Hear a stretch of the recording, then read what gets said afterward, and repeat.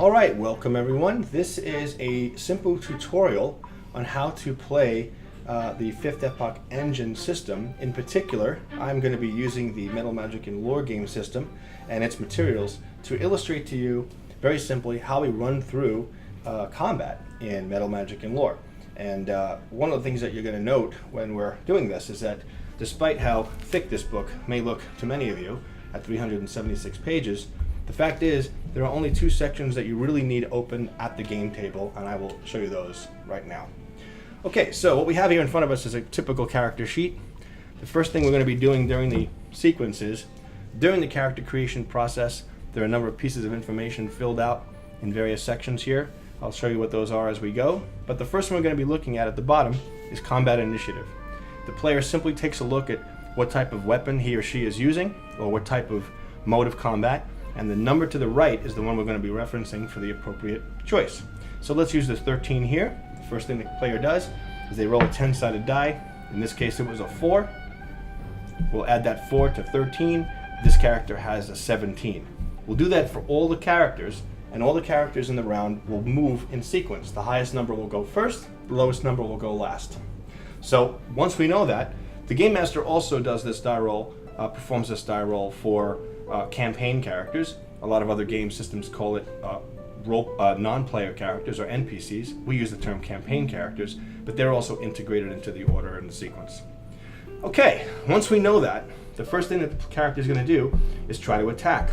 We've already known the weapon choice that the character is making in this case.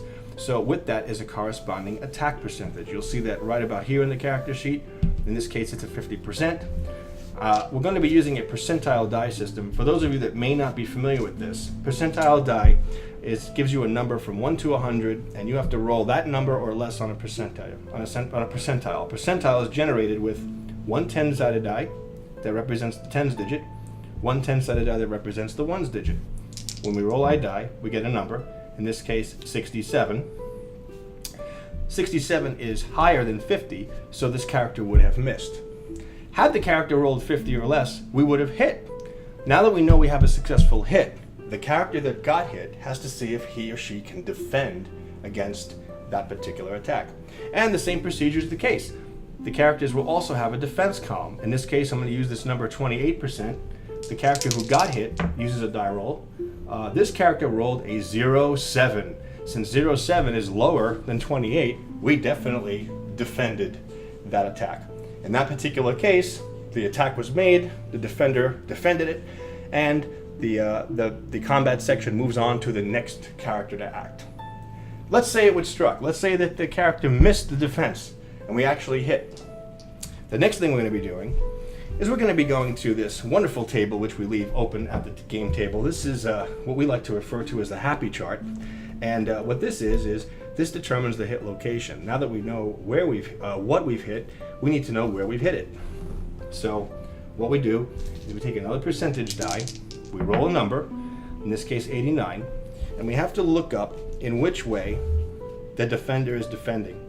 You'll see when you look in detail here that the defender is given multiple options on how he or she is defending. We pick the appropriate column, we look up our number, so I'm going to look up 89, which is all the way here. 89 is going to give us position 38, and it's going to say left lower thigh. Now, if you can't really see it, you can take a look at the corresponding visual here, and you can see that it says right here, position 38. That indeed is the left lower thigh. So we now know where we've struck the character. We're now going to take a look at what the character is wearing in that position. In this character's case, we can see there's a nice visual here for the type of armor it is. We're going to look up the position on this lower table. We go to 38. We go all the way across, and we have a series of numbers here. Now, during the character creation process, each character notes the type of weapon they're using and what the damage is. But the cool thing about this system is that the weapons do different types of damage. In this case, we're going to be using a flanged weapon. These categories are abbreviated. Here you have slash, cut, chop, pierce, thrust, impact, and flanged. Since we know we got hit by a flanged weapon, we're going to be using this category. So we take our position 38, cross-reference it against this flanged category, and we know that our armor will stop 12 points. The player who attacked then rolls the damage. In this case, it's a 2d12. So we'll roll our two 12-sided die and add them together. There's a 12, and here's a 6. So 12 and 6 is 18 points. We've done 18 points of damage. The armor has stopped 12. We know 6 points of damage have gotten through the armor.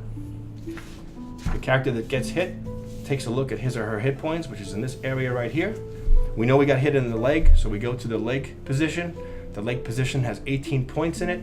We've done 6, so we've applied 6 to 18. We're down to 12 hit points, and we get to the final portion of the application of this. The other part of the rulebook that we'll leave open during the game is the hit position and injuries table. And this is cued easily in the book by this gentleman laying down with his chest open, for obvious reasons, he's wounded. And this section gives us guideline on the severity of the wound. Following that page, we turn the page to some descriptions here. We look up the level of damage we've applied, and we will apply that effect to our character. Once that's done, we move on to the next character. This continues until someone is affected so long that they can no longer, say, participate in combat, and that essentially is how you play a combat round in Metal, Magic, and Lore. The rest of the rules are there for you to detail combat and modify things in your favor.